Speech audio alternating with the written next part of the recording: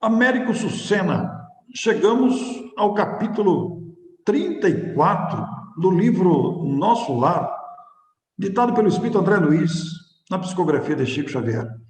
Coincidente com o episódio 34. Nessas semanas todas em que os estudos prosseguem, nós alcançamos hoje o episódio 34, coincidente com o capítulo 34 da obra em estudo. Então, é uma satisfação muito grande dividir a tela aqui com o amigo Américo Sucena para falarmos dessas considerações grafadas com sabedoria pelo Espírito André Luiz, dando notícias do mundo espiritual no local onde foi acolhido e começou a compreender as primeiras lições da vida espiritual. Iniciando o capítulo 34, Américo, nós vamos lembrar que eles estavam aguardando a chegada dos caravaneiros, dos samaritanos, daqueles espíritos que trazem do umbral espíritos que foi possível recuperar, justamente espíritos que fizeram as aberturas mentais, psicológicas, emocionais, espirituais para serem resgatados. Nós comentávamos no capítulo anterior a caravana precedida de cães, acompanhadas por pássaros e aqueles companheiros trazendo pessoas que foram resgatadas. E André Luiz começa o seu capítulo justamente com essa informação. Estavam eles ali, ele, Narcisa e outros companheiros que aguardavam essa caravana, que chegavam aos portais de Nosso Lar. Daí a minutos, diz André, estávamos todos enfrentando os enormes corredores de ingresso às câmaras de retificação. Servidores movimentavam-se apressados, trazendo as pessoas. Alguns doentes, inconformados, sem compreender o que se passava, como nós comentamos no capítulo anterior, sobre as vestimentas das suas lembranças da época em que desencarnaram, e outros, Américo, resignados, outros compreendendo a nova situação e se entregando confiantes aos cuidados daqueles enfermeiros espirituais e recepcionistas. Interessante você lembrar isso, porque à época que o livro foi escrito, nós não tínhamos ainda muitos espíritas no Brasil, comparando com hoje. E isso não é privilégio dos espíritas compreender o que está acontecendo. Isso depende da evolução espiritual de cada um. Então, quando o espírito desencarna e reconhece que está em um local diferente e que aparece alguém que ele conhece, que já faleceu, ou parente, ou amigo, eles vão lembrando, então quer dizer que a vida continua mesmo. É alguma coisa desse tipo. Eu fico pensando, Américo, em pessoas boníssimas que todos nós conhecemos, né? E que desencarnando devem portar-se com humildade ao reconhecerem a nova realidade. E é como você disse, você usou a expressão correta, vai se lembrando gradativamente, é mesmo, a vida continua. É bonito isso, né? Com humildade e resignação, como eram quando estavam encarnados, entregam seus cuidados. Mas não é todo mundo assim, Américo, tem gente que reclama a altas vozes. De fato, aliás, desceu da carruagem aí uma senhorinha que já chegou reclamando. Credo, cruzes.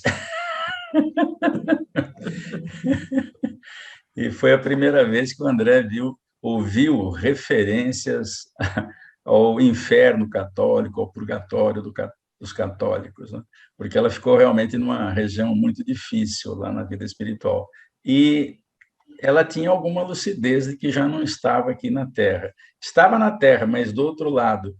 E começou a reclamar, porque disse que ela não estava gostando nada disso, e que ela merecia alguma coisa melhor que isso. Américo, é interessante dizer que ela já se reconhecia desencarnada e, portanto, viva, né? Ela guardava lembranças, guardava sensibilidade, guardava a capacidade de raciocinar e reclamou, né, que possivelmente era o seu hábito. Mas André Luiz vai cair numa cilada aí, né, Américo? Porque André Luiz entrou na dela, né? Foi invigilante, talvez. Não sei se podemos classificá-lo assim, mas ele deu corda, né? Concorda.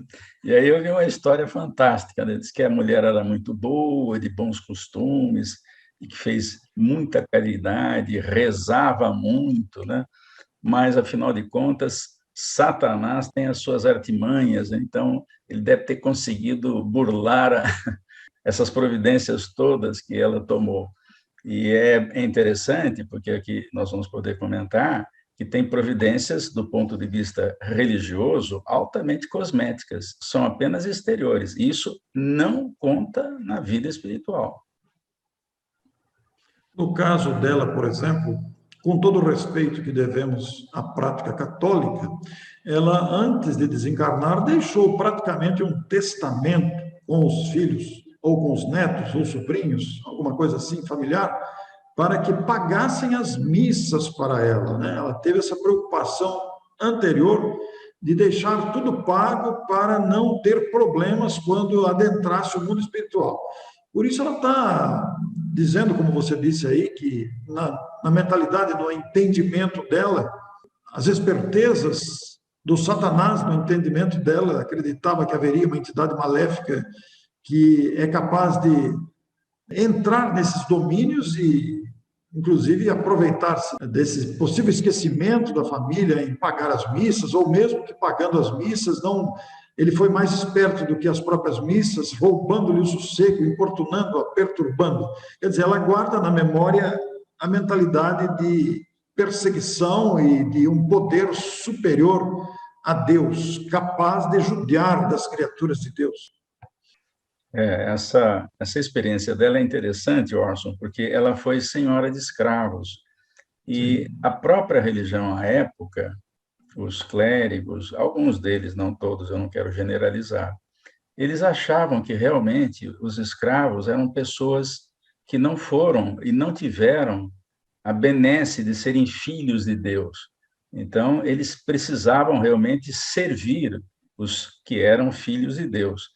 Esqueceu totalmente a lição de casa, né, de Jesus.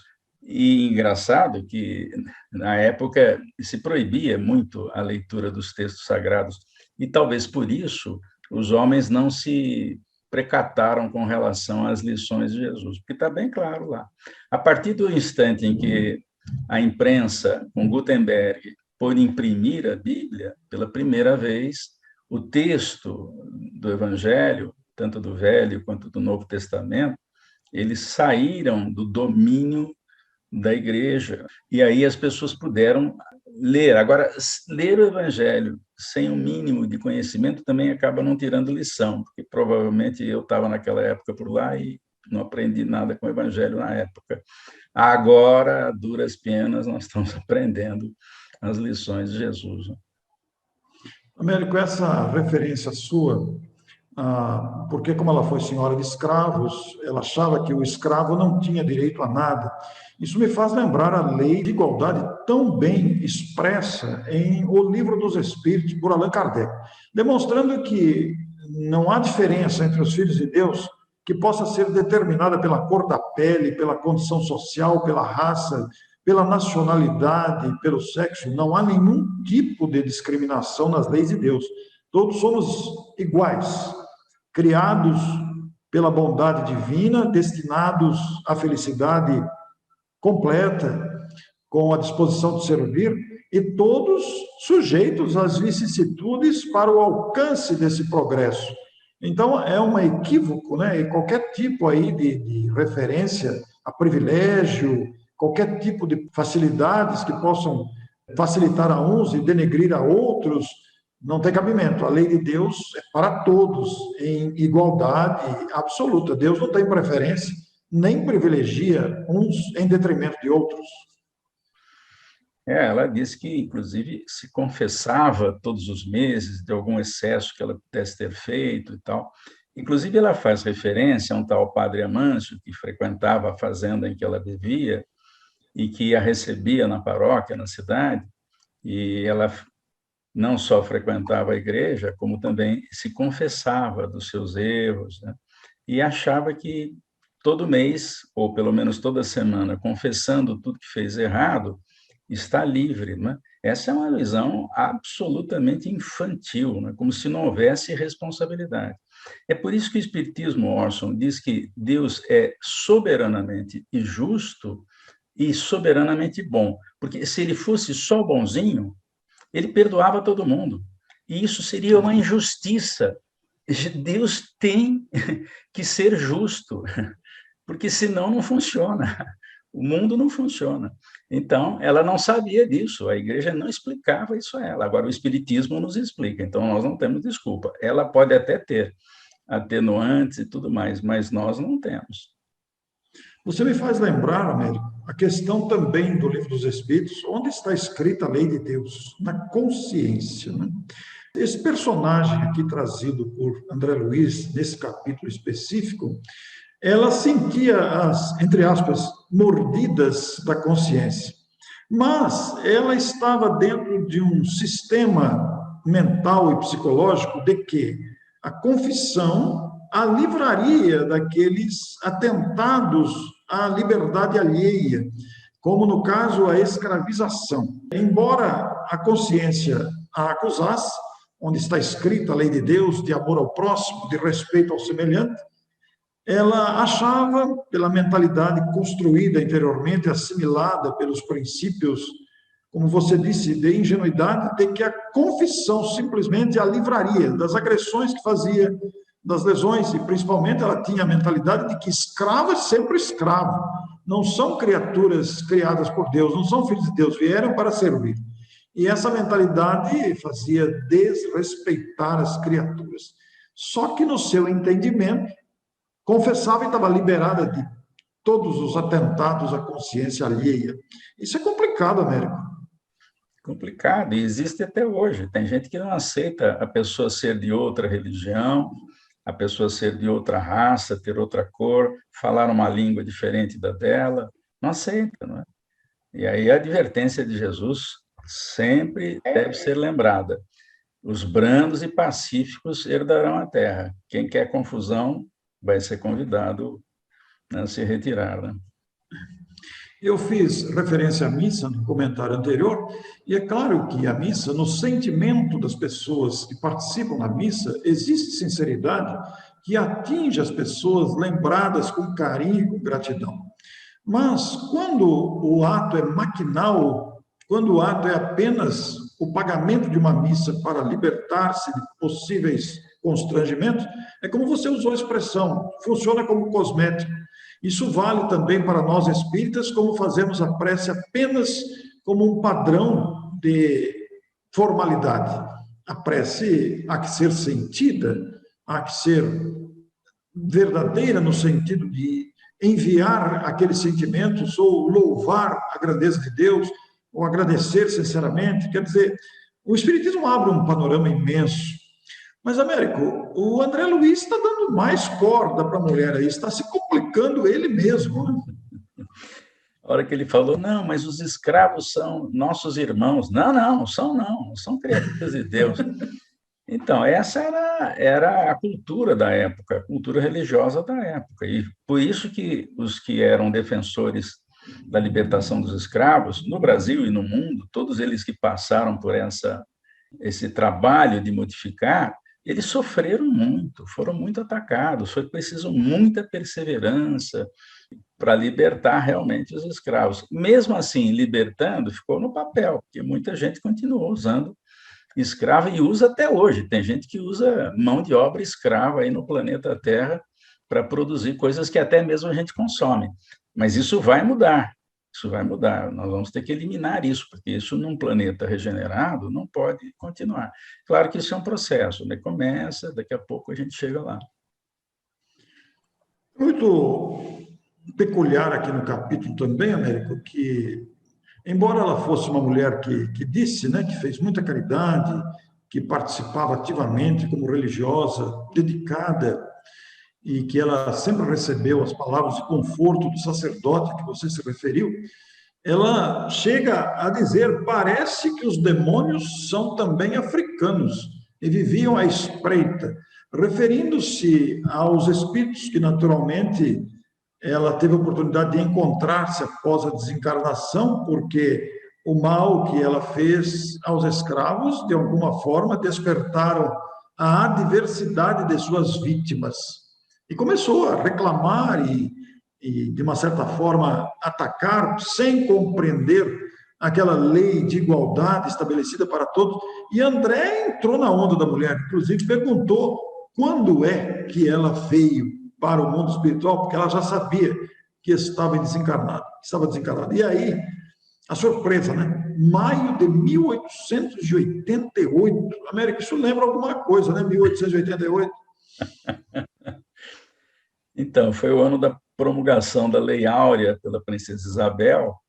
Então, veja o tempo que ela ficou na região espiritual. Difícil, porque eu imagino que o livro sendo escrito em 1943, publicado em 44, essa história deve ser dos anos 40, 41, alguma coisa assim, para o André poder registrar o que aconteceu.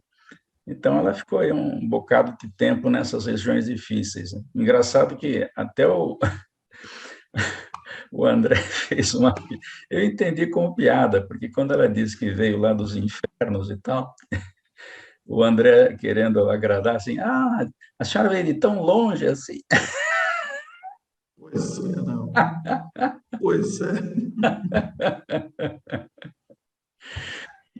Ele estava dando ao aso aí, Américo, a curiosidade, né? Que era uma característica dele, até com certa malícia embutida nessa curiosidade. Ele, de uma certa forma, se esqueceu dos conselhos de Dona Laura quando se deixou arrastar pela curiosidade que alimenta as recordações da pessoa que ele estava atendendo ali. Américo, e antes de prosseguir aqui, é interessante uma observação que você apontou aí antes de nós iniciarmos a nossa gravação, nos diálogos iniciais, porque referindo-se à Terra propriamente dita, em que alguns espíritos, na época da escravidão, nasceram numa raça que foi escravizada, explorada, maltratada, e outras pessoas nasceram na opulência, nasceram com possibilidades mil, e mesmo nos tempos atuais, quando nós temos classes sociais sem qualquer condições de estudos, de trabalho digno, etc., enquanto que outros concentram riquezas, você indicou um trecho do Evangelho segundo o Espiritismo que merece ser lembrado aqui nessas questões, porque nós estamos vendo uma citação, embora seja no mundo espiritual, recordando uma época de escravidão e de ignorância. Podemos trazer esse fato em todas as épocas, o que você tem aí para comentar. Então, no capítulo 16, servir a Deus e a Mamon. Mamon é um termo lá da região hebraica que se referia à riqueza, sobretudo aquela riqueza perdulária que não servia para nada ou para ninguém, servia apenas para o possuidor. Tem um capítulo chamado Desigualdade das Riquezas. É o item 8 do capítulo 16. E ali, para surpresa minha, isso foi leitura recente para fazermos um programa de rádio, diz que Deus realmente concentra a riqueza em algumas pessoas que sabem usá-la, ou dizem que vão fazer bom uso. Porque nós não temos na Terra pessoas com experiência, todas elas não têm a experiência que alguns têm com relação ao recurso monetário. Então, são essas pessoas que investem, criam fundações, empresas, fábricas, para dar serviço àqueles que não sabem ainda cuidar do dinheiro e que precisam ganhar salário. Então, Deus usa de sabedoria. É o Kardec que escreve isso. É claro que em planetas muito evoluídos, os homens vão aprender a cuidar do dinheiro. Há uma referência, inclusive, na Revista Espírita de maio de 1858, quando Kardec entrevista um habitante de um planeta superior, não colocou isso como ponto doutrinário, mas fez a referência. Ele diz que lá no planeta dele não tem essas diferenças brutais que nós temos. O que não tem nada e o que tem tudo. Não existe. Por quê? Porque eles lá compreendem que eles não precisam de tudo, eles precisam do que é necessário. Há diferenças, mas essas diferenças não são gritantes como na Terra. Então, em planetas de expiação e provas, realmente a riqueza ainda precisa ser concentrada. E há estudos que mostram que se você dividir o PIB mundial por 7 bilhões e 800 milhões de criaturas, vai dar R$ 50 mil para cada um. Um ano depois, O dinheiro já está em outras mãos para alguns, e aquele que sabe e tem habilidade vai ter mais, aquele que não tem habilidade vai perder dinheiro. Então, realmente, em planeta de expiação e provas e primitivos, a riqueza precisa ser concentrada. E a gente percebe que a concentração de riquezas em certas mãos realmente se tornam bênçãos para muita gente, né? E aqui no capítulo que o Américo citou, que é o capítulo Não se pode servir a Deus e a Mamon, que é o capítulo 16 do Evangelho segundo o Espiritismo, esse item 8, como citado, nós até queremos sugerir a você que lá no finalzinho do primeiro parágrafo, se Deus a concentra em certos pontos, é para que daí se expanda em quantidade suficiente de acordo com as necessidades, demonstrando a sabedoria da divindade em favor dos seres humanos. Tem criaturas que trazem consigo uma grande habilidade, Américo, inclusive na administração financeira, não há dúvida nenhuma. Experiências que não se perdem de habilidades mesmo da pessoa, né? E mesmo nesse capítulo, Orson, tem uma referência que, se nós não ainda possuímos a riqueza, todos vão possuir. E todos vão passar também pela pobreza, para saber como é que a gente se conduz na falta e na sobra. Tanto que no livro O Céu e o Inferno, quando Kardec trata dos espíritos felizes, ele entrevista, evocando, é claro, o espírito na reunião mediúnica, na Sociedade Parisiense de Estudos Espíritas, uma tal Condessa Paula. E essa condessa, ela se deu muito bem na riqueza, é uma história maravilhosa. E quando eles falam dela ter se dado bem na riqueza, ela fala assim, olha, mas eu tive que me preparar para isso. Eu já estive na pobreza absoluta, eu já estive numa situação mais difícil, não faltava, mas também não tinha sobrando, que é para treinar o uso do recurso monetário. E a prova da riqueza, ela passou com louvor. Ela sabia das dificuldades. Então, tomava cuidado para não atrasar os salários dos que trabalhavam para ela, né? Procurava não escravizá-los, dava atenção a todos, se preocupava com o que está acontecendo com a família de fulano, se a pessoa que estava doente melhorou. Esses detalhes de fazer bom uso da riqueza, isso nós precisamos passar se ainda não passamos. Eu acho que, naturalmente, a classe média vai crescendo, exatamente porque nós vamos tendo experiências na pobreza e depois na riqueza, e quando nos damos bem, vamos caindo na classe média. Eu até brinco em palestra que na classe média não falta, mas também não sobra. Ou, se você preferir, não sobra, mas também não falta. É verdade. E, Américo, esse capítulo, portanto, como perceberam os amigos, ele dedica-se a um atendimento feito por André Luiz a uma senhorinha que chegou junto com os samaritanos que vieram do umbral. Ele ajudou a senhora a descer do veículo e entrou na onda da reclamação dela, dando corda, ela começou a reclamar e, como comentamos aqui, começou a reclamar e a discutir, exaltou-se quando o André disse que os escravos também eram filhos de Deus, quer dizer, guardando as recordações e a mentalidade que alimentava. Mas aí, Américo, Narcisa se aproximou e disse com toda a sua bondade, com todo o seu jeito cheio de classe, André, meu amigo, você esqueceu que estamos providenciando alívio a doentes perturbados. Quer dizer, o trabalho do André ali, André, foi uma lição para ele, porque não era ficar fazendo perguntas que estimulassem a revolta ou a lembranças amargas, a problemas que ela teria que aprender a se desprender, mas era atender as pessoas para aliviá-las. Pessoas que estavam chegando, muitas delas inconscientes, outras enfermas. Nesse caso, era uma mulher reclamona, que nem sabia que tinha passado aí 50 anos em situação desfavorável, né? E ela ainda chamou atenção: que proveito você tira de semelhantes informações? Os dementes falam de maneira incessante, e quem os ouve, gastando interesse espiritual, pode não estar menos louco. Disse que ele corou de vergonha quando ela falou isso. E não teve coragem de responder, né? Não teve coragem. Ficou quieto. Eu, e mais ainda, Américo, que é interessante nesse final do capítulo aqui, não se impressione, atendamos os irmãos perturbados. E a mulher achou, então a senhora acha que eu sou perturbada? A mulher ouviu, né? A mulher ouviu, a senhora acha que eu sou perturbada?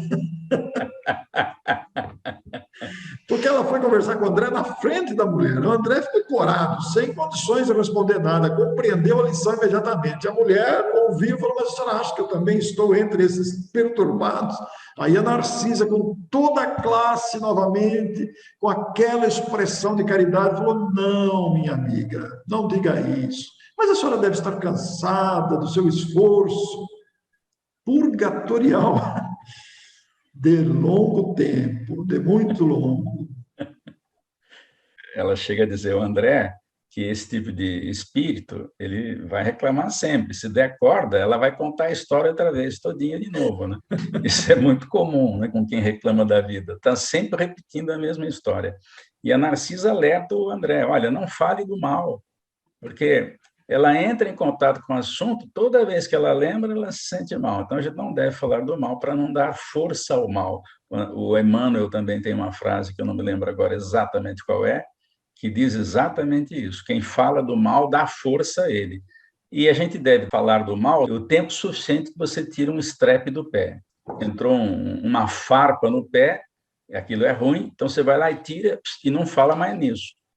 Então, a gente precisa aprender essa lição. É uma lição difícil para muita gente, mas nós temos O André ficou calado aí, sem palavras, porque ele percebeu o equívoco, né? Realmente ele estava invigilante, como ele mesmo vai dizer aqui, que ele deu expansão à sua tendência de curiosidade científica, e aqui no caso de curiosidade maliciosa. Foi pesquisando, foi procurando informações, mera curiosidade, esquecendo que ele estava ali para ajudar. Essas criaturas estavam realmente, Narcisa tem razão, cansadas da situação em que permaneceram durante tempo, pelo comportamento adotado quando na Terra, precisavam ser ajudadas e não serem queridas. E foi aí então que Narcisa chamou Zenóbio e mandou chamar Nemésia para que pudesse conduzir essa irmã ao leito de tratamento. A gente entende aqui, né, América, que agora essa senhora vai ser encaminhada e tratada, inclusive psicologicamente, para tomar conta da nova realidade. É interessante porque eu vou defender aqui o André Luiz agora um pouquinho. Dá vontade de perguntar para a pessoa que sai do umbral: desde quando você está lá, hein?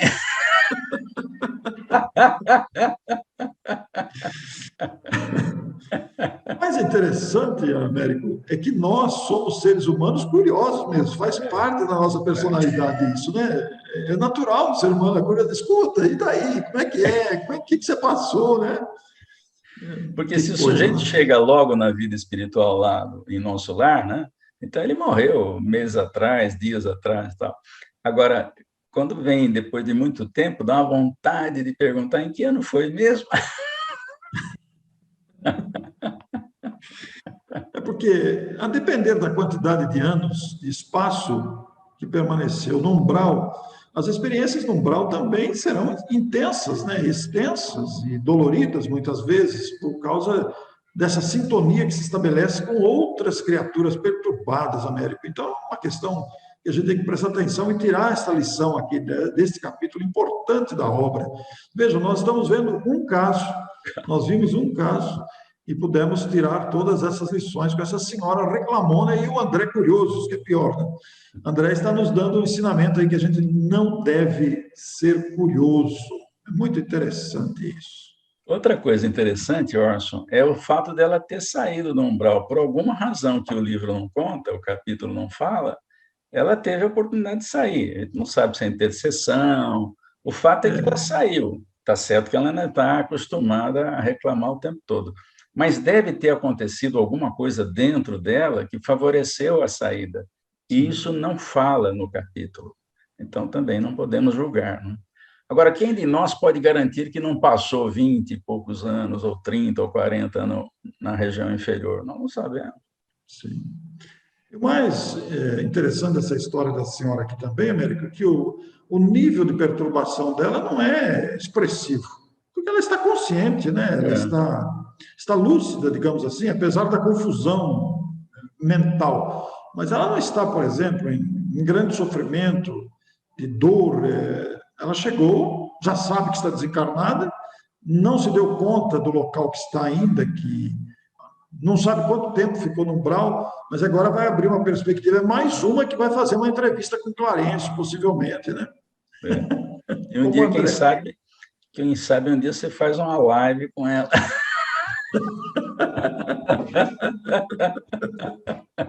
para contar essa Olha, história. como é que foi desencarnar em 1888 e permanecer lá quase 50 anos no mundo espiritual inferior? Como é que eram aqueles ambientes, né? E o mais É, engraçado ainda, Américo, nisso tudo, é que já são 3 programas que a gente grava e fala de live, e isso é perigoso também. é verdade. Nós também estamos correndo um risco comissionante.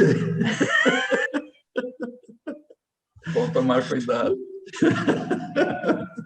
Vejam como que a gente é, né? A gente se acostuma com tudo e corre o risco de passar um tempo lá e ficar numa situação como ficou essa senhora aí, né? Se eu não tomar cuidado, eu vou ficar à procura de entrevistados no mundo espiritual.